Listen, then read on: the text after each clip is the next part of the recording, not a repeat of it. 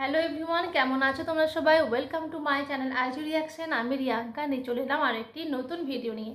আজকে তোমাদের সাথে একটা মুভি ট্রেলার রিয়াকশন শেয়ার করব। মুভিটার নাম হচ্ছে বর্ডার 2, যেটা 23 জানুয়ারি রিলিজ হয়ে গেছে। তো বর্ডার 2 ডেফিনেটলি ইন্ডিয়ানদের জন্য একটা বিশাল একটা সেন্টিমেন্টাল জায়গা জুড়ে আছে।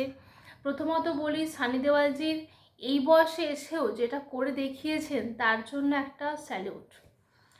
মানে এই বয়সে এসেও কোনো পরিবর্তন নেই মানুষটার। সানি দেওয়ালজি মানেই সেই চিৎকার যেটা আগে আমরা দেখেছি, তো সেটারও কিন্তু কোনো পরিবর্তন হয়নি। কিছু কিছু মুভমেন্ট থাকে বড় পর্দায়, সেগুলো সবার দ্বারা হয় না, কিছু কিছু মানুষের দ্বারাই সেগুলো সম্ভব।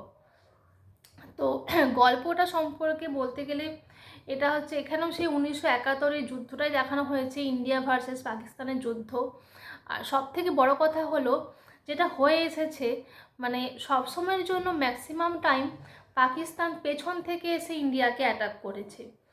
মানে ইন্ডিয়াকে না জানিয়েই যুদ্ধে নেমেছে, এই রকমটাই হয়ে এসেছে। আর তার সাথে তিনজন বন্ধুর যে কেমিস্ট্রি দেখানো হয়েছে সেটাও কিন্তু খুব দারুণভাবে ফুটে উঠেছে সিনেমার মধ্যে। আমার এক কথায় কিন্তু বর্ডার 2 দারুণ লেগেছে, মানে দারুণ লেগেছে। এখানে তিনটে বন্ধুর কেমিস্ট্রি যেভাবে দেখানো হয়েছে, যেভাবে জমে উঠেছিল পুরো ব্যাপারটা, মানে পুরো ব্যাপারটা ওভারঅল একদম, সেটা যুদ্ধগুলো যেভাবে দেখানো হয়েছে, মানে সেটা নেভিতেই হোক বা তোমার ফ্লাইটেই হোক বা একদম মাটিতেই যুদ্ধই যেইটাই বলো না কেন, খুব যুদ্ধগুলো দারুণভাবে দেখানো হয়েছে। 3.5 ঘন্টার একটা ছবি কোথাও মানে গিয়ে তোমাকে বোর করবে না, এত ভালো একটা সিনেমা, জাস্ট দারুণ ফাটাফাটি।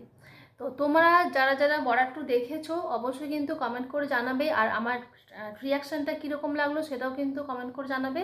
দেখা হচ্ছে নেক্সট কোনো ভিডিওতে। টাটা।